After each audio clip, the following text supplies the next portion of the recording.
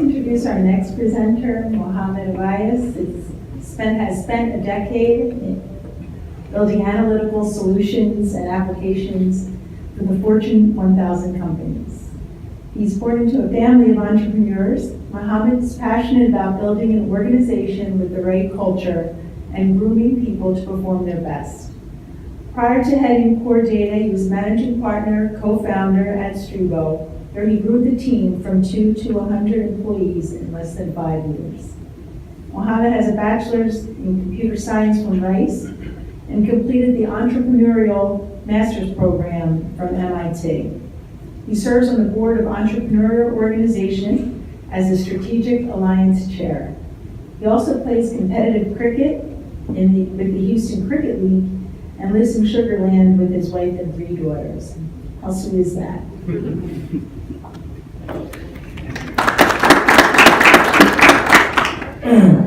Thank you, Jerry. I want to apologize to the people that came into this room hoping to enjoy the sun. We had to put the curtains down for you guys to be able to see our presentations. So hopefully we'll make it worth your time and interesting. Okay. A true entrepreneur whose iPhone is buzzing as he's about to present. Okay, all right, so I guess the topic is how to use analytics to reduce compliance risks. And I think over the last day or so, this session has been really nicely set up, right? Because we heard Department of Justice talk about using spend data in correlation with prescriptions. And we've had several sessions since this morning on how to use data analytics. Instead of talking about how to use data, what I figured may be more interesting is to use a case study, pick an example of a scenario and work through how, as compliance officers, we would essentially utilize data, right? So instead of just talking about a process, we should look at the process and how to do it. So with that, the agenda for my presentation is basically what are the implications of transparency, and we'll review the case of Insys Therapeutics. By the way, just for the show of hands, how many of you guys here have heard of Insys? If you can raise your hand. Okay, so about half the people here.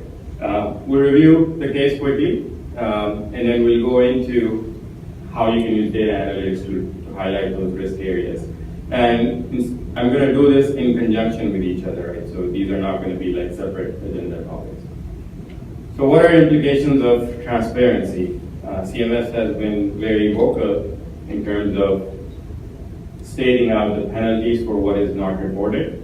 I don't think we've seen any action here with $1,000 to $10,000 on each transaction up to $150K, and then 10K, 100K transaction up to $1 million, right? We haven't seen, I don't think we've seen any action, but what is really not stated here is the penalties for what is reported. Right? Once the data comes into the public domain, how is it really used for litigation is still up open in the air. So Insys Therapeutics, they launched Subsys in March 2012. It's a spray for breakthrough cancer pain, sudden temporary flares of severe pain. It has black box warning, subject to REMS process. Essentially something that only needs to be prescribed in very specific scenarios.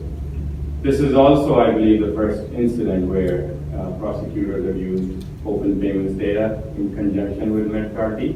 So that's why I've used this as a scenario to set up this conversation. If we look at Insys spend across the 3 years, nothing jumps out, just looking at it from an overall perspective. The total spend seems to be in line in terms of 2 to 6 million. You have top 10 physicians, different specialties. The one thing I do want you guys to maybe focus on, and I don't have my words, is the number 2 physician here, Gordon Friedman, and we'll talk about a little bit on that. So what happened to Insys is there was a class action lawsuit filed, and that lawsuit utilized the first year of Sunshine Act data, right? So just the early 5 months of this data. And the focus of that lawsuit was on the speaker fees and consulting fees, right? As we all expect, that's where a majority of these kickback allegations and cases are going to be driven from. And what happened in that lawsuit filed in the state of Arizona is they talked about the number of payments, specifically in that five-month period, right? And they talked about what those what those physicians prescribe, right? So high number of dollars associated with speaker and consulting fees, and then the resulting subscription for Subsys, which is the drug that we just talked about. And in Exhibit D, this is where they essentially the list of spend, and you look at the source. Again, the source is open payments data for the last 5 months of 2013. Right. So I believe this is the first scenario where this in the lawsuit was utilized, the first year of 2013 data. Right. And of course, with now 2 full years of data out, it's only a matter of time when this data will be utilized more by both by the government as well as plaintiffs in this case in the class action lawsuit. So what happened in that lawsuit is there was a settlement. The class action was settled for $6.1 million between INSYS and the plaintiffs. Again, just an example, the monetary penalty may not seem as high, but the fact that it's driven by data from open payments should at least get us going in terms of what can we do to protect our companies and our compliance programs in terms of even litigation like this. Similarly, Oregon Department of Justice also settled with INSYS, and in this case, they had a couple of physicians that had prescribed tremendous amount of Subsys and were also paid in speaker fees by INSYS. Right? So this was another settlement around $1.1 million with the Department of Justice at Oregon. Since then, other states have joined in. Massachusetts has a subpoena against Subsys. Illinois, most recently in August of this year, sued INSYS for similar activities, right? So beyond the federal domain now, the states are getting into because they're receiving the settlement amounts are large enough for them to get into action. So this is again the case of Oregon. We had 2 doctors, Dr. Gallant and Rosenblum, and out of the entire set of prescriptions sold in Oregon, which is around 500K, Dr. Gordon prescribed almost 50% of that. Right? So he was responsible for 250K of those prescriptions. Just to give you an example of how the government is actually looking at this data. Right? Who's your high prescriber and what kind of relationship do you have with them? Again, this is another example of Dr. Friedman. I believe he's based out of Texas. But the data revealed from both, in this case we're looking at 147K payments in speaker fees to Dr. Friedman, right? And in the next slide, what we go into is what does the Med Part D data show, right? So Med Part D data shows that Dr. Friedman was the 15th highest prescriber for this Subsys medication, right? So again, the conclusion that the government is trying to draw is high number of prescriptions, high spend amount. We need to look at this case more closely. So taking on that idea further, right, so here's the scenario where they've looked at Dr.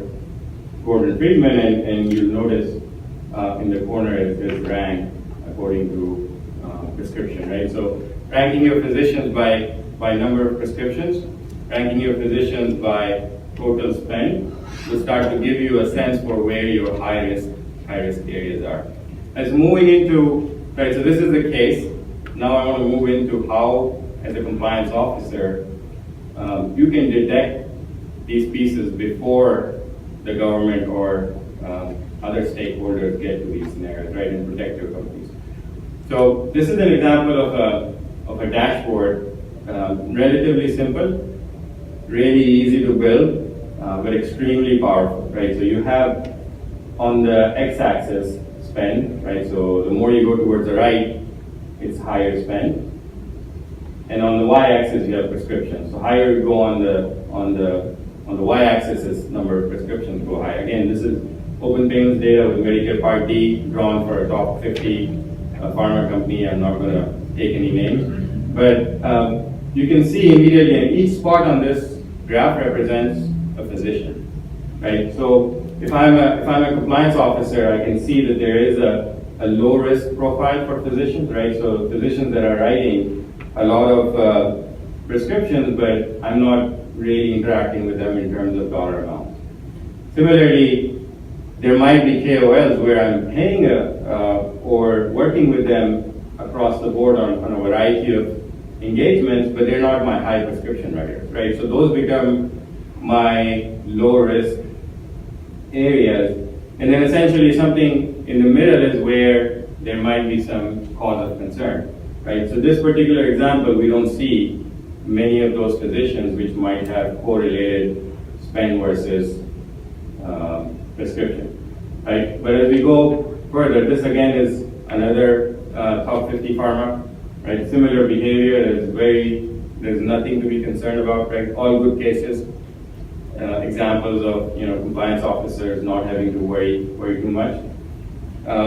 Third example is where there is maybe a slightly different pattern, right? So just highlighting those same areas, you can start to see that there is HCPs in there that might be a cause of concern, right? That might be something that you want to look at in detail, right? So nobody's saying that high prescription versus high spend actually is a criminal scenario, but as a compliance officer, if you're looking at that scenario, are aware of that scenario, it gives you enough reason to at least investigate and have your justification documents ready, right? So there might be scenarios where this relationship is completely ethical, legal, okay, right? However, in the absence of having this dashboard or avenues to actually access this information, you're looking at data, or you don't even have visibility into the data that's already in the public domain, right? So going forward with that, if we look at INSYS, right? So here's the scenario or the map for INSYS. And I've highlighted the 5 physicians that actually were indicted in one way or another. And we'll look at those physicians in more detail. But again, as a compliance officer, just to keep things very simple, right, your low risk areas are there, and then you start to see, people in the high risk. And remember, Dr. Gordon Matthew Freeman, right? So around 400K total spend across those years, and has written almost $1.6 million of prescription, right? So we saw how Dr. Friedman was used in the litigation against INSYS, right? And just having a dashboard like this would allow compliance teams to start investigating high-risk HCPs. So once you've identified this as an HCP or high-risk area that you want to investigate, what do you do next, right? So we look at Dr. Gordon Friedman's speaker programs, and you start to see that in the case of INSYS, the amount of transactions and the amount of spend is way higher than the industry, right? So almost 400 plus transactions with a total spend of 300K in this scenario for the 3 years. I apologize if this is a little harder to see in terms of numbers. I did close the curtains down because of that, but maybe still not as visible to the people in the end. But the point we're trying to make is, with a couple of simple dashboards, at least you have access to information that might create a cause of concern in the compliance department.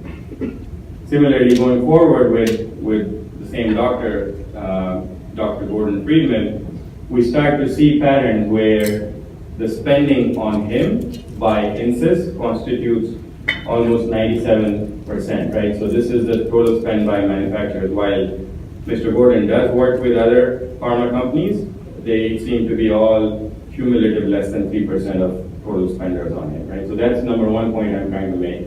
And we'll continue to make the same points across the physicians we see in the case of INSYS, just so that you guys can see how correlated all of these data points are and how easy it is from a compliance perspective to actually pick these up and investigate further. Number two part that I want to highlight is the amount of spend in the speaker area, right? So again, this guy was paid a tremendous amount in speaker fees across the 3 years, 2013, 14, and 15. Of course, the lawsuit only utilized data from 2013 because that was what was available at that time. And then the third thing that's interesting is the prescription behavior, right? So if you look at the right side of the pie, his 61% prescription that he writes are for sepsis, which is the INSYS therapeutics drug, right? And if you look at the sorted list of claims spent by drug, you see sepsis sitting at the top with almost 400K, and then the next drug is less than $3,000 or less than $4,000. Immediate red flag, right? From a compliance perspective, very high prescriber, very high spend on him. Doesn't seem to be an industry leader in terms of KOL.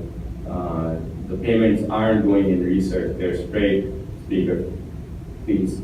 Something that the compliance team should be able to highlight and investigate further. Similarly, in the case of INSYS, another database for prescription that was used is TRICARE. TRICARE is the military pharmacy, right? So the government has access to that data. And if you notice, the two high prescribing physicians, Ruan Julu and Mr. John Couch, are, in terms of writing prescriptions, way above from the number 3 and the rest of the prescribing physicians, right? So something just to look at from a data perspective gives you an area to maybe investigate further. Both Dr. John Couch and Dr. Ruan were arrested on drug and fraud charges, and both pleaded not guilty. But INSYS was a subject of investigation based on this data set coming from TRICARE prescription, the Army pharmacy. I think there's something interesting here also. If you guys are able to read the last paragraph, it wasn't just financial kickbacks. INSYS actually hired a sales rep as a kickback because that rep had some prior association with Dr. Ruan, right? So, of course, no data is going to be able to get you that, but maybe, well, no mathematical or numbers data will be able to get you that, but of course, if you take this as a starting point, maybe emails and other chains will lead you in the direction where you can start to appreciate how to get to it. Moving forward, so the two doctors we saw, Dr. Patrick Couch and Dr. Ruan Julu. They're both the red highlighted spots in that map that we see, right? So the map where the high risk areas are, they both sit there, right? So again, what I'm trying to make a statement is that it's relatively easy to build this, yet extremely powerful. And the next steps on this are critical, right? Once you have this data, how do you use it? How do you pursue it for your next steps in terms of investigations, right?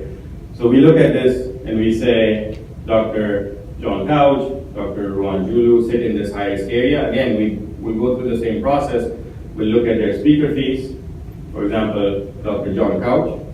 Seems like INSYS is the only company that works with him. Like 42 speaker programs, almost an 80K spend, several payments of $2,400, almost 24 payments, right? Only used by INSIS. Again, one of those areas that creates a red flag. Similarly, spend versus prescriptions, right? So I showed you the three areas, right? High spend from INSIS, almost 74%. All of that going into speaker programs, and then the result, right? High prescriptions written for INSIS, almost 51% of total prescriptions written by Dr. John Couch, right? And then the next, we look at it, 150K for sepsis, and then the next closest drug is just 20K. It gives you that level of clarity in terms of where the high-risk areas are. We look at Dr. Wan Julu. Again, INSIS seems to be the top spender, 58 speaker programs, a lot of speaker fees events. In this case, there are other companies that are working with Dr. Wan Julu, right? However, those spend and the amount of activity is limited. We look at spend versus prescription, and again, just focusing on those three areas, very high spend by INSIS compared to the industry, almost 68%. High spend in the speaker area, right? So going back to my first point, a lot of this is focused on speaker and consulting fees, right? So when you see high speaker fees and a high ratio of spend to the industry, and in return a high prescription ratio, something of concern for the compliance team, right? In this case, look at the amount of prescription for sepsis, almost 300K, and then the next drug is just 13K, right? So again, nobody sitting and looking at this data can make a claim that there is something criminal or unethical going on. However, as compliance teams, it becomes imperative to investigate, right? If there is something underneath this, because these are all high-risk flags, right? And the data is meant to give you that high-risk flag, and then you go into details based on your own internal data sets, whether it's document policies, people that deal with it. I don't know why it shut down. Let me see if I can. Okay, comes back up. So we talked about this. Another thing that was interesting in the case of INSIS is they utilized doctors that had trouble past, right? So they were already under investigation, were already cited, were already, maybe doing things that, shouldn't have been done. And so the idea here is this data set would be in addition to what I'm showing right now, which is prescription and spend. But some of you guys are already using big data and text analytics to actually get information on physicians throughout the year and raise those risk flags. In this case, Dr. Judson Somerville in Texas, and he was under investigation by the Texas Medical Board, was recruited by INSIS Therapeutics to speak on their behalf, right? And I don't know how many of you guys do physician background checks post-contract. I know a lot of companies have, at the time of contract, doing physician background checks. But just by a raise of hands, how many of you do physician background checks beyond or after the time of contract? Is there anyone that does that? Nobody in this room, right? Which is, again, something that is hard to do, but now with technology is made possible, you can pull in various data sources to actually figure out where there's lawsuits against physicians, there is complaints, there is activities, investigations by the government against them, right? And then that could create a red flag where do you want to engage with that physician or not. So again, going back to our plot, we see Dr. Judson Somerville, and he's sitting actually right at the border of what we might consider as high risk versus low risk, right? Again, what I'm trying to say is the idea of this is as a start, and you tailor it based on what you know about your own companies. But just to investigate Dr. Somerville further, we look at their speaker programs, Instance is the only company hiring them, 17 speaker programs, high payments. No other company in the industry has engaged them. Again, a red flag. And similarly, those three flags in the spend versus prescriptions. So you have a very high spend by INSYS, almost 99% of the total spend on this position. A lot of that is going into speaker services, and in return, he's writing prescriptions. Almost 91% of those are INSYS. So something to consider as you look at, how you can use the data to at least spot physicians which might be high risk. Companies still under investigation. Massachusetts and Illinois are getting into the game, so to speak. They're suing INSYS, subpoenaing documents. State of Oregon already had a settlement, right? So point here is beyond federal and other stakeholders, states are going to be very interested in this data set and utilize it for prosecution.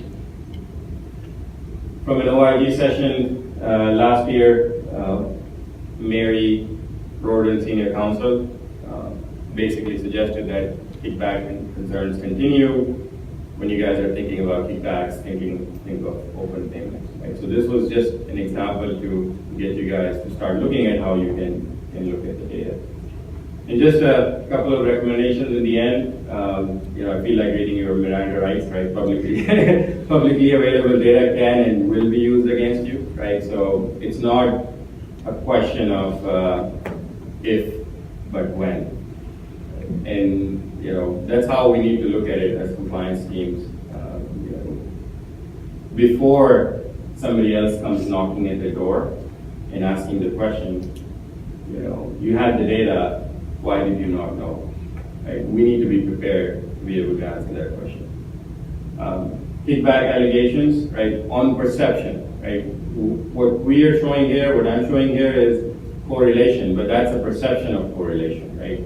We don't know whether it's causation. We don't know whether the high spend is actually creating those prescription writing behaviors. Right? We cannot make that claim based on the data set that we have, but at least the correlation is clear. Right? High spending physicians, high prescribing physicians, right? And the government will, or the Fed will come, Department of Justice, prosecutors, they will utilize that information to dig further. And that's where this is all going. And the focus, again, just as the case of INSYS has been on the consulting and speaking piece. Third recommendation, just know your data. That's the most important part. Any data that you submit in the public domain, can and will be used against you. So with that, I'm going to take any questions and comments or thoughts. If we have 5 minutes.